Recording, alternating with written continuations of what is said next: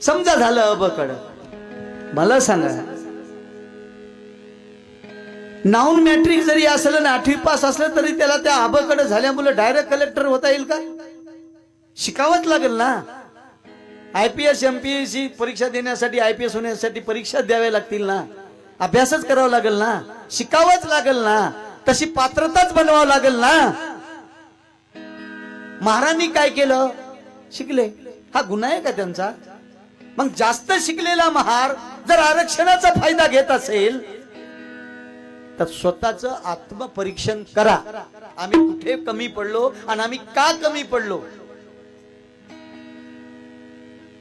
आरक्षण एससीचं बाबासाहेबांना सगळ्याला दिलं का एकट्या महाराला दिलं?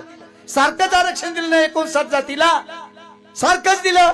मांगाला दिलं, चंबाराला दिलं, कुंभाराला दिलं, सगळ्याला दिलं, भंगेला दिलं. मग महाराची प्रगती का झाली याचं अवलोकन करा ना, अवलोकन. अबे घुळगुळ्याच्या काठ्या मारायनं फेकून दिल्या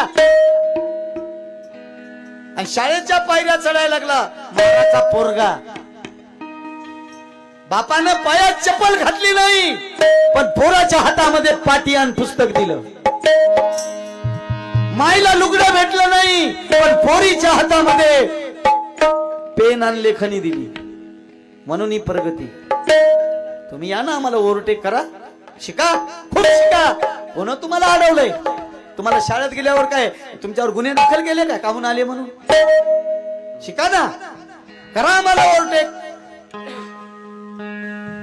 मांगावर बोललो की मांगाचं वय.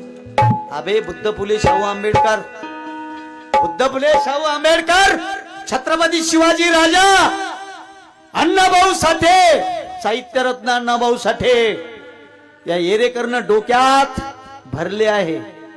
मग सांगा मनुवादी भडव्यांनो, जातीवादी भडव्यांनो, जातीच्या पुजाऱ्यांनो, मला तुम्ही कोणत्या जाती धरले आहे? कोणत्या जाती धरले आहे? काय बॉम्ब उठवली येरेकर मांगाचं वय? होय ना, मांगासाठी मांगाचाच हाव, सगळ्यासाठी मी सगळ्याचाच हाव. मी माणसासाठी गातो, जातीसाठी गात नाही. मला आश्चर्य वाटते बाबा, मग आज्या महाराचा, मग आजी महाराची, मग बापय महाराचा आणि मग माये महाराची. अरे मीच कसा महाराचा? बाई मनानं घेण्या न देण्याचं बदनामी करायची. एखादा प्रबोधनकार असेल, एखादा चांगला विचारवंत असेल, अरे बुद्धाची बदनामी झाली, बाबासाहेबाची झाली, हाल तर अण्णाभाऊ साठेचे झाले नाही का? कोणाच्याही बोलण्याला बळी पडू नका. RSSचं मनुवादी लोकांचं हे षडयंत्र आहे. ह्या एससी समाजाला एकत्रित राहू द्यायचं नाही, याच्यापुढे फाटाफूट करायची. त्याच्यातले काही आमचे माणसं फुटले आणि ते स्वार्थ अंध होऊन या समाजाला दिशाभूल करण्याचं काम करत आहेत. मित्र हो, एससीचे वर्ग आहे, या वर्गात आपल्याला सगळ्याला बसवलंय नाही का? अबकड जरी झालं तर विषय बदलणार नाहीत. एखाद्या वर्गाचे अबकड जरी झाले, तुकड्या जरी झाले, विषय तेच राहतील. तुमच्यासाठी काय विषय बदलणार नाहीत. विद्यार्थी असं आहे ते. शिका तुम्ही. शिकण्याचे दालन खुले केलेत बाबासाहेबांनी सगळे एससीच्या कॅटेगरी मध्ये बसणाऱ्या लोकांना. याईनच फायदा घेतला म्हणजे काय? आमच्यासाठी काय वेगळा एससीचा काय कोटा केलता का बाबासाहेबांना संविधानामध्ये? तेच तुम्हाला दिलं ना. फक्त तुम्ही शिका, आम्हाला ओव्हरटेक करा आणि पुढे जा ना. अभिनंदन करतो आम्ही. एका शरीराचे 2 हात आहेत, मांग आणि महार. हे विभक्त होऊ शकत नाहीत. कोणाला करायचे असतील तर त्यांची मर्जी. कि ये संविधान है,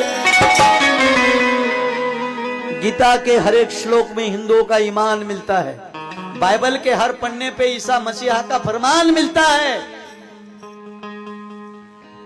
कुरान में मुस्लिम को खुदा का एहलान मिलता है, लेकिन भारत के संविधान में सभी को सरी का सम्मान मिलता है. ये बाबा साहब की देन है.